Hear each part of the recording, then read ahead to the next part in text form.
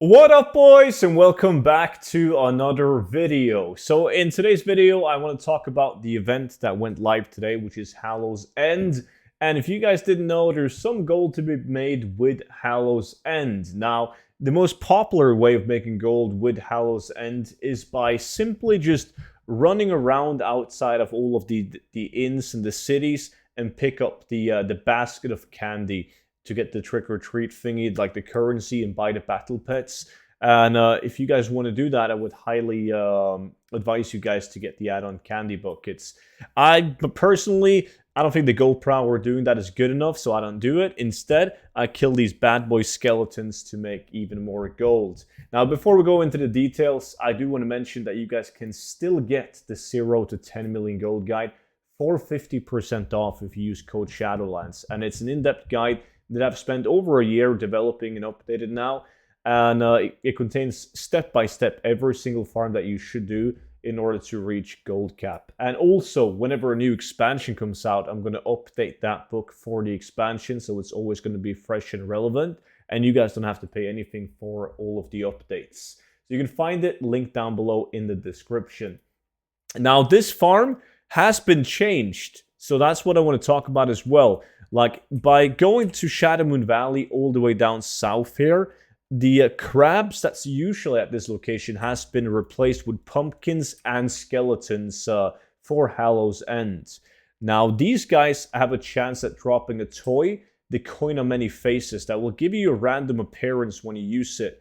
It's a very, very popular toy. It usually sells really fast. But in the past, if you did it with a proper group at the proper level, you could one-hit the mobs and you could get like over 100 coins an hour. So you could farm them faster than you could sell them by far. Like, most people had coins left even a year later when the event was over. But right now, though, like, the trick in the past was to be at level 45, and then the mobs would, strangely enough, wouldn't scale very well, so you were able to one-hit them. Now that has changed, so you guys can see a clip right here from my live stream today. You can see that even though I tag all of these mobs, I pop Starfall, I do all of that.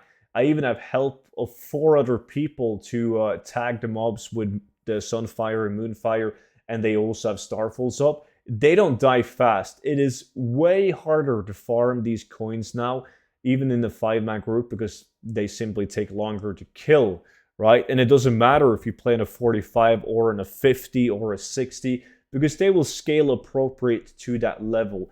So you might want to consider that if you have done the farm before and you're doing it right now, that it's not worth to dump all of your coins for like 500 gold each. Because that's the trick that I used in the past.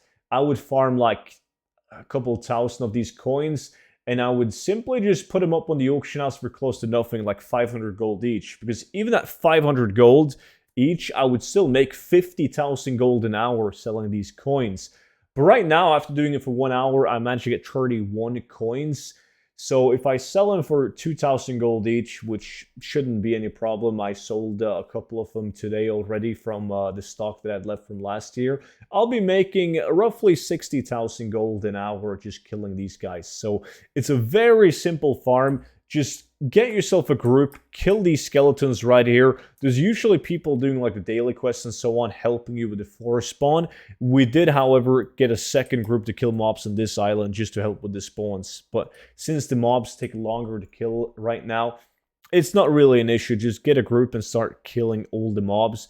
And another pro tip is, on this farm, you're only really interested in the blue items and in the epic items. So you shouldn't loot every 2 minutes or do constant loot, because whenever a mob drops a blue item or an epic item, that mob won't despawn for half an hour. So technically, it's enough to loot twice an hour, every half hour. I personally loot every 20 minutes though, because it's more interesting than looting only twice in an hour.